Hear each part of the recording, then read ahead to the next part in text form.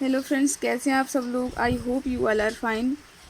Friends, पिछली videos में हम DLED 4 सेमेस्टर का साइंस सब्जेक्ट का सीरीज़ देख रहे हैं। हमने बहुविकल्पीय प्रश्न सॉल्व कर लिए, देख लिए। अब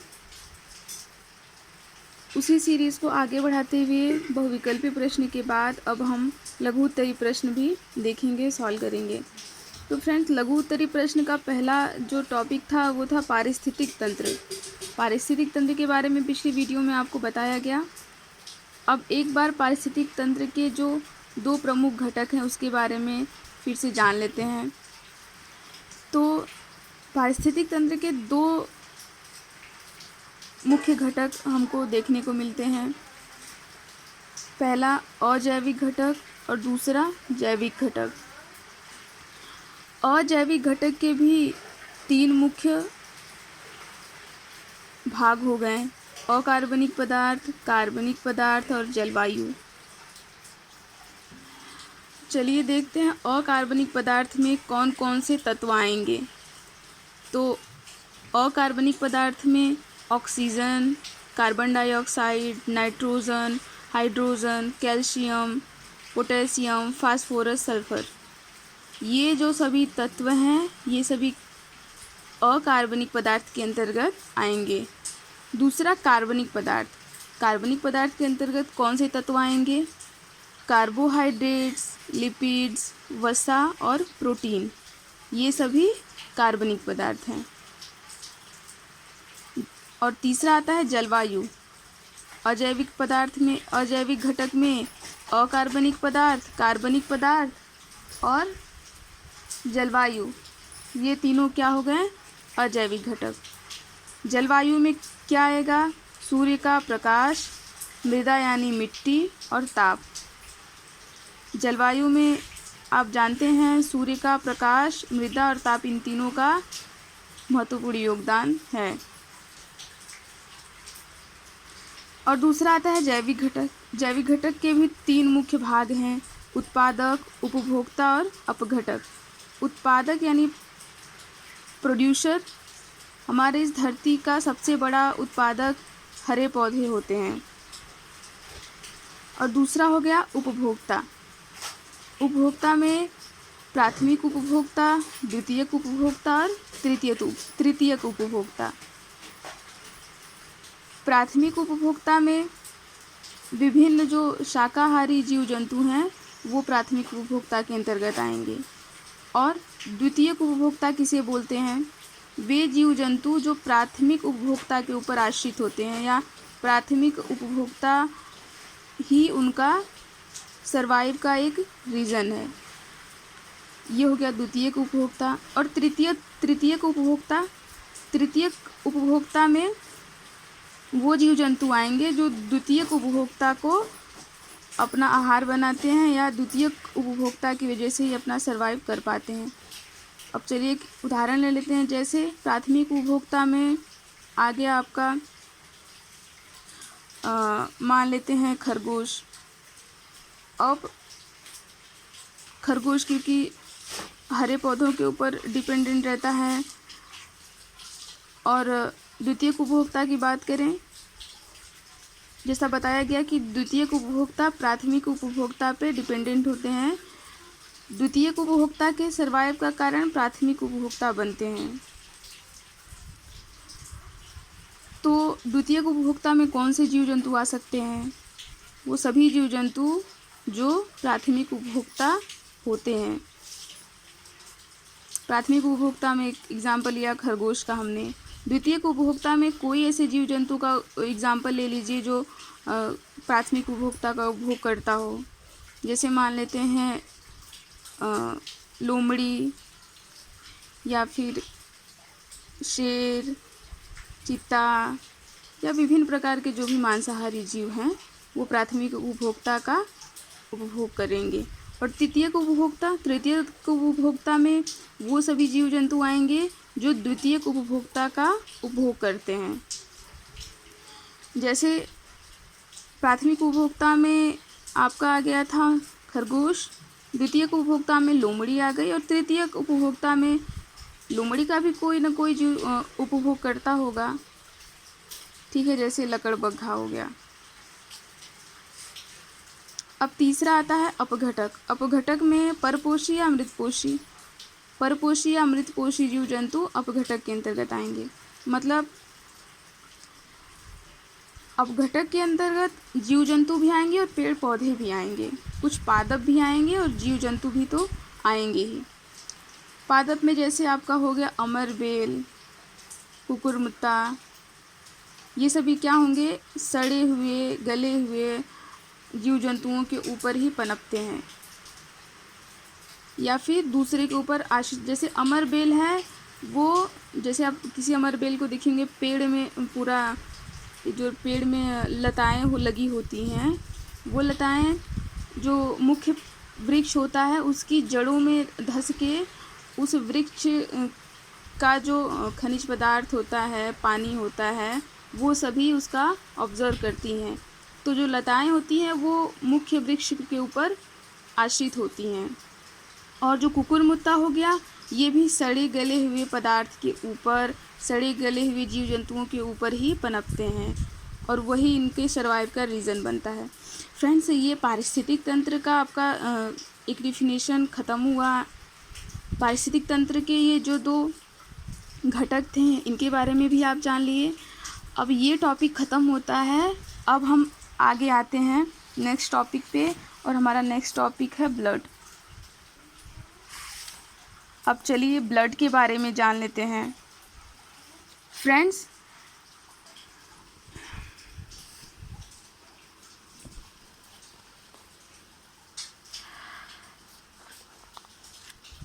रक्त वर्ग का पता सर्वप्रथम कार्ल स्टीनर ने 1868 से 1943 में किया था। 1968 से 1943 में किया था, यानी रक्त की खोज कार्ल स्टीनर साहब ने की थी।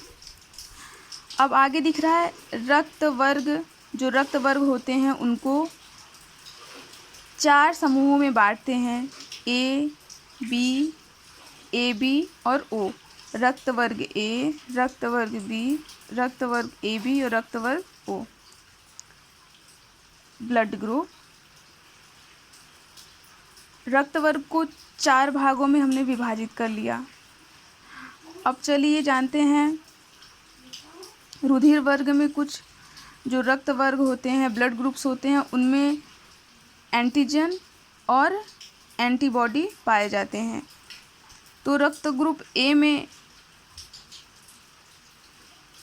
एंटीजन पाया जाएगा और एंटीबॉडी बी पाई जाएगी, और बी ब्लड ग्रुप में एंटीजन बी पाया जाएगा और एंटीबॉडी ए पाई जाएगी, और ए बी ग्रुप में एंटीजन ए और बी दोनों पाए जाएंगे और एंटीबॉडी कोई नहीं पाया जाएगा। और ओ में जो ब्लड ग्रुप ओ होता है उसमें कोई भी एंटीजन नहीं पाया जाता, लेकिन एंटीबॉडी ए और बी पाई जाएगी।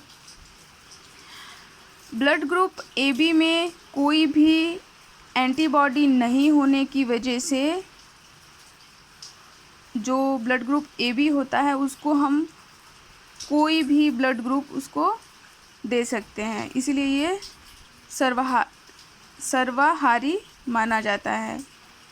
और क्योंकि जो ब्लड ग्रुप ओ है उसमें कोई एंटीजन नहीं पाए जाते हैं, इसीलिए जो ब्लड ग्रुप ओ है वो किसी का भी ब्लड ग्रुप नहीं ले सकता, लेकिन क्योंकि इसके अंदर एंटीबॉडी पाई जाती है ए और बी, तो ये क्या कर सकता है कि ये ए और बी जो ब्लड ग्रुप होते हैं उनको ये ब्लड डोनेट कर सकते हैं, दे सकते हैं, इसीलिए इनको सर्वदाता माना जाता है ब्लड ग्रुप ओ को। चलिए अब प्रतिरक्षी के बारे में जानते हैं। ये प्रतिरक्षी या एंटीबॉडी और एंटीजन होते क्या हैं। तो जो एंटीबॉडी होते हैं वो ये प्रोटीन के बने होते हैं जो प्लाज्मा में पाए जाते हैं। ये 2 प्रकार के होते हैं, स्मॉल ए और स्मॉल बी। जो एंटीबॉडी होते हैं वो मेनली प्रोटीन के बने होते हैं और ये प्लाज्मा के अंदर पाए जाते हैं। और आपने देखा कि जो एंटीबॉडी वो स्मॉल ए और स्मॉल बी से हमको इसको डिनोट करते हैं। प्रतिजन मतलब एंटीजन के बारे में चलिए जानते हैं। ये ग्लाइकोप्रोटीन के बने होते हैं। एंटीजन ग्लाइकोप्रोटीन के बने होते हैं और ये भी 2 प्रकार के होते हैं, कैपिटल ए और कैपिटल बी। नेक्स्ट, सर्वदाता और सर्वग्राही रुधिर वर्ग। सर्वदाता और सर्वग्राही रुधिर वर्ग के बारे में बता दिया गया। सर्वदाता होगा ब्लड ग्रुप ओ और सर्वग्राही होगा AB। और आगे आता है रक्तदाब। रक्तदाब के बारे में एक थोड़ा सा डिफिनेशन जान लेते हैं। रक्त बंद नलिकाओं में बहता है। यह रक्त नलिकाओं की दीवार पर दबाव डालता है। रक्त द्वारा रक्त नलिकाओं पर दबाव डाला जाना, इस दबाव को रक्तदाब कहते हैं। मतलब जो हमारी रुधिर नलिकाएं होती हैं उसके अंदर ही जो हमारा ब्लड होता है वो फ्लो होता रहता है, बहता रहता है। और जब इसी ब्लड किसी भी डिजीज़ की वजह से इसी ब्लड का जो प्रेशर है वो बढ़ जाता है और उसके कारण जो हमारी नलिकाएं होती हैं उनके ऊपर दबाव बनता है और दबाव बनने की वजह से प्रॉब्लम्स भी हो सकती हैं, जैसे हार्ट अटैक और बहुत सारी दिक्कतें आ सकती हैं। लाल रक्त कणिकाओं तथा श्वेत रक्त कणिकाओं में अंतर। चलिए, अब क्योंकि रुधिर के बारे में हमने जाना तो रुधिर को मेनली 2 भागों में बांटा गया था, रुधिर कणिकाएं और रुधिर प्लाज्मा। रुधिर कणिकाओं में 3 रुधिर कणिकाएं आती हैं, लाल रुधिर कणिकाएं, श्वेत रुधिर कणिकाएं और प्लेटलेट्स। तो सबसे पहले लाल रुधिर कणिकाएं जो होती हैं उनके बारे में जान लेते हैं। पहला, मनुष्य में लाल रक्त कणिकाएं गोल तश्तरी नुमा तथा दोनों ओर से पिचकी होती हैं। दूसरा, ये समस्त रक्त कणिकाओं का 90% होती हैं। जो हमारे ब्लड में रुधिर कणिकाएं होती हैं, ब्लड पार्टिकल्स होते हैं, पूरे ब्लड पार्टिकल्स कौन कौन से हैं? RBC, WBC, platelets. इन तीनों में से सबसे ज़्यादा मात्रा हमारे ब्लड में RBC की होती है। कितने %? 90%। और तीसरा आता है, प्रत्येक लाल रक्त कणिका प्लाज्मा झिल्ली से ढकी हुई केंद्रक विहीन होती है। जो रुधिर कणिकाएं होती हैं, ब्लड पार्टिकल्स होते हैं, वो प्लाज्मा की झिल्ली से ढके होते हैं। आप जानते हैं कि लाल रक्त कणिकाओं का आकार गोल होता है और सिरों पे पिचकी हुई होती हैं। तो जो उनका आकार होता है गोल, वो आकार प्लाज्मा की झिल्ली से ढकी होती है और लाल रुधिर कणिकाओं में केंद्रक नहीं पाया जाता। चौथा है, इसमें विभिन्न प्रकार के लवण, विकर तथा विटामिन्स होते हैं। जो लाल रुधिर कणिकाएं होती हैं उनमें विभिन्न प्रकार के लवण और विटामिन्स पाए जाते हैं। ये कणिकाएं हीमोग्लोबिन नामक प्रोटीन के कारण लाल होती हैं। आप जानते हैं जो RBC होती है, लाल रक्त कणिकाएं, वो हीमोग्लोबिन के कारण लाल होती हैं। लेकिन इसी का जस्ट अपोजिट, क्योंकि श्वेत रुधिर कणिकाएं जो होती हैं उसमें RBC नहीं पाया जाता, इसीलिए उनका कोई रंग, कलर नहीं होता। चलिए, ये तो हो गया लाल रक्त कणिकाएं। अब श्वेत रक्त कणिकाओं के बारे में भी जान लेते हैं।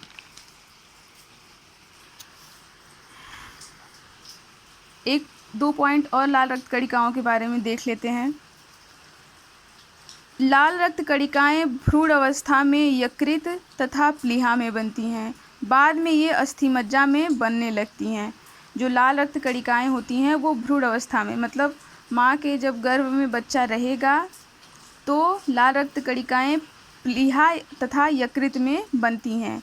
लेकिन जन्म के बाद लाल रुधिर कणिकाएं अस्थिमज्जा में बनने लगती हैं। तो अगर पूछा जाए किसी मनुष्य का जो RBC होता है वो कहाँ बनता है, तो सबसे पहले क्वेश्चन ध्यान से देखिएगा कि वो भ्रूणावस्था में पूछ रहा है या फिर जन्म के बाद या फिर 1-2 साल के बच्चे में या फिर वयस्क में, ये पूछ सकता है। अब आते हैं नेक्स्ट पॉइंट पे। लाल रुधिर कणिकाओं का जीवन काल 127 दिन होता है। जो आरबीसी के पार्टिकल्स होते हैं, रेड ब्लड पार्टिकल्स जो होते हैं, वो कुल 127 दिनों तक जीवित रहते हैं और 127 दिनों के बाद वो डेड हो जाते हैं। और जब वो डेड रक्त ब्लड पार्टिकल्स जो आरबीसी होती हैं, वो हमारे खून में डेड होने के बाद खून के अंदर ही रहती हैं और उनका सफाया हमारा डब्ल्यूबीसी करता है, जो वाइट ब्लड कार्पल्स हैं।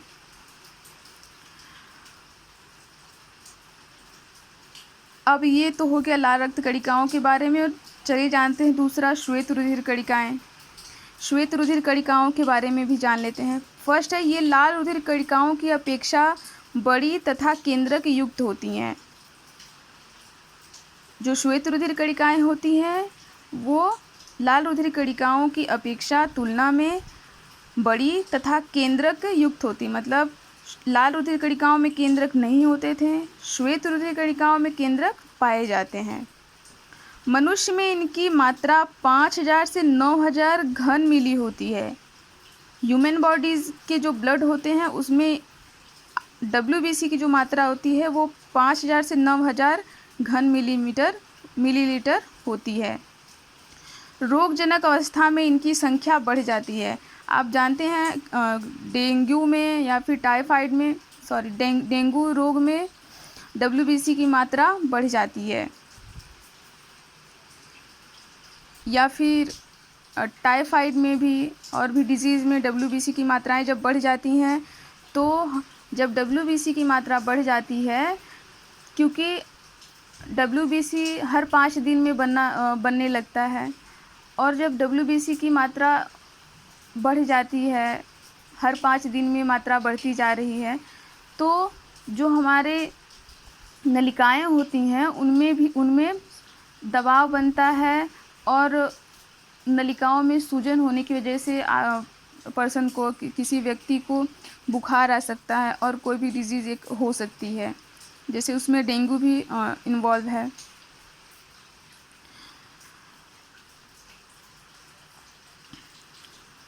हाँ, इनकी संख्या बढ़ जाती है। दूसरा है, श्वेत रुधिर कणिकाएं अमीबा की भांति अनियमित आकार की होती हैं। वहाँ पे लाल रुधिर कणिकाओं का एक निश्चित आकार था, गोल आकार, लेकिन जो श्वेत रुधिर कणिकाएं होती हैं इनका कोई आकार नहीं होता। ये अमीबा की भांति अनियमित आकार की होती हैं, इनका कोई निश्चित आकार नहीं होता। इनमें हीमोग्लोबिन वर्णक नहीं होता, इसलिए ये रंगहीन होती हैं। ये प्लीहा में बनती हैं। इनका जीवन काल 1 से 4 दिन तक होता है। जो डब्ल्यूबीसी होती हैं, आपको पीछे बताया गया, डब्ल्यूबीसी में हीमोग्लोबिन नहीं पाया जाता, इसीलिए यह जो आरबीसी होता है उसकी तरह लाल नहीं होते। जो हमारा लाल रक्त कणिकाएं होती हैं वो हीमोग्लोबिन की वजह से उनका रंग लाल होता है, लेकिन वहीं दूसरी ओर डब्ल्यूबीसी में हीमोग्लोबिन नहीं पाया जाता, तो इसलिए हीमोग्लोबिन रंगहीन होता है। आरबीसी का जीवन काल 127 दिन का था, लेकिन जो यहाँ पे डब्ल्यूबीसी है उसका जीवन काल 1 से 4 दिन तक, मतलब डब्ल्यूबीसी 1 से 4 दिन तक बनेगी, फिर डेड हो जाएगी, फिर उसके बाद दूसरा डब्ल्यूबीसी बनना स्टार्ट होगा, और वो भी 1 से 4 दिन के बाद डेड होता रहता है। चलिए जानते हैं रक्त बैंक। रक्त बैंक के बारे में। रक्त बैंक में विभिन्न वर्ग रक्त सुरक्षित एवं संग्रहित रखे जाते हैं। विश्व का प्रमुख रक्त बैंक रेड क्रॉस सोसाइटी है। रक्त बैंक में सोडियम साइट्रेट नामक रसायन मिलाकर लगभग 30 दिनों तक रखा जाता है। जो ब्लड बैंक होता है, आप जानते हैं कि ब्लड बैंक में ही हमारा जो ब्लड होता है वो सुरक्षित रखा जाएगा। तो ब्लड बैंक्स में सोडियम साइट्रेट नामक एक रसायन रहता है, और उसकी ही वजह से जो ब्लड होता है वो सेफ़ रहता है। कितने दिनों तक? 30 दिनों तक। मतलब ब्लड बैंक में हम ब्लड को 30 दिनों तक सुरक्षित रख सकते हैं सोडियम साइट्रेट नामक रसायन को मिलाकर या फिर उसकी उपस्थिति में। फ्रेंड्स, आज का हमारा 2 टॉपिक ख़त्म हुआ। एक पीछे का जो हमारा वीडियो था जैव विविधता, उसका छोटा सा पार्ट था, और आपका जो ब्लड है रक्त के बारे में, आज हमने रक्त के बारे में आरबीसी और डब्ल्यूबीसी के बारे में जाना। अभी कुछ और रक्त के बारे में नेक्स्ट वीडियो में हम जानेंगे, तब जाके हमारा रक्त का जो टॉपिक है वो ख़त्म होगा। वीडियो कैसी लगी प्लीज़ कमेंट सेक्शन में बताइएगा। वीडियो अच्छी लगी तो एक लाइक करिएगा और चैनल को सब्सक्राइब करिएगा for more updates. Please take care. Thank you. Have a nice day.